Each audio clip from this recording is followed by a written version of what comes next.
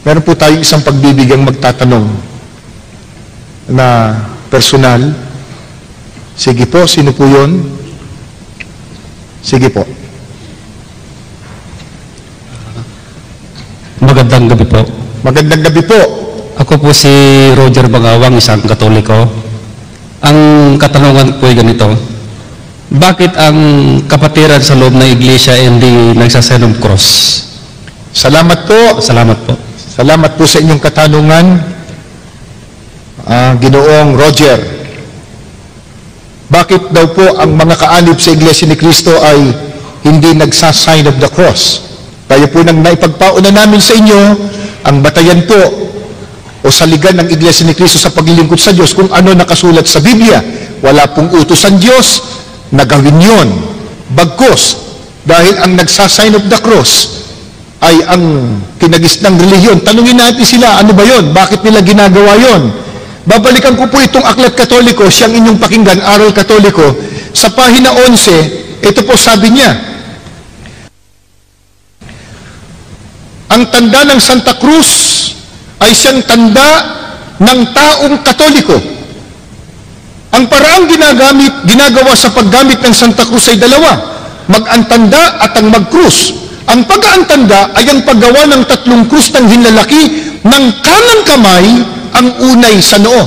Sabi po nila, yung sign of the cross o pagkukrus, talagang tanda daw yan ng taong Katoliko. Totoo naman po yan. Pagka nakita nyo, pagtapat ng simbahan, alam mo na, anong relihiyon nun.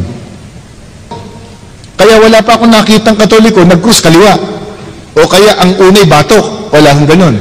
Talagang ang unay, no. Sila may sabi, sa pamamagitan ng kanang kamay, ang unay sa noo. Ayan.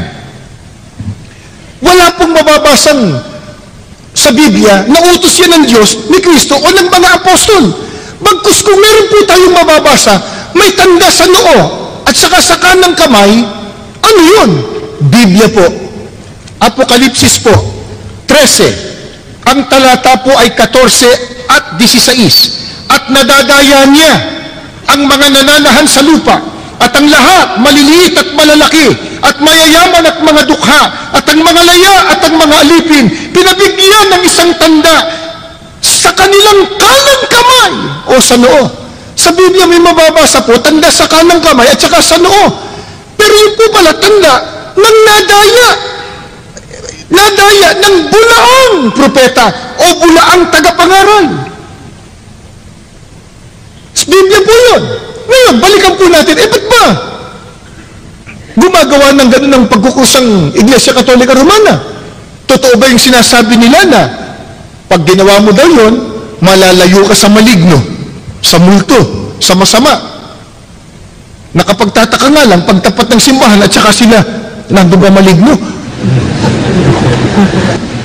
Hindi, nagtatanong lang naman ako ka Joel. Sama na ng tingin ni ka Joel sa akin. Hindi po. Kasi sabi nila, para malayo sa maligno, sa multo, sa masama. Bakit pagtapat nga ng simbahan, saka nagkukrus? Pero eto ho, ang babasahin ko pong aklat, kilalang kilala ninyo.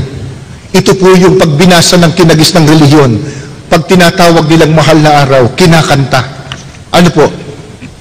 Pasyon. Pasyon. Oh. Ipakakanta po natin kay kapatid na Joel. Musay kumunta si Ka Joel. Kaya lang, wag na po. Baka mag-uwian kayo kaagad. Babasahin ko po sa pahina 207 itong pasyon na ang may akda po nito ay ang paring si Aniceto de la Merced, El Libro de la Vida Historia Sagrada con Santas Reflexiones, Doctrinas Morales para la Vida Cristiana. Ang sarap pakinggan, ano? Ano ibig sabihin kaya nun? Babasahin ko na po.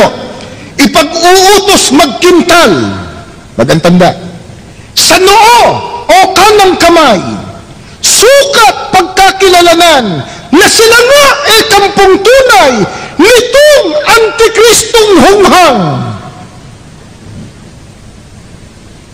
Hindi po kami may sabi. Basahin po niyo yung pasyon ninyo sa bahay. Pahina 207 po.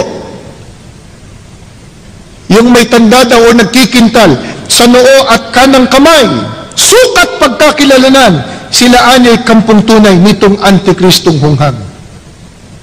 Pagka-Antikristo, kalaban ng ating Panginoon Jesucristo. Walang sino man sa atin dito na maging kalaban ng ating Panginoon Jesucristo, kapatid na Abner. Totoo yun. At pagkakalaban, ano gagawin?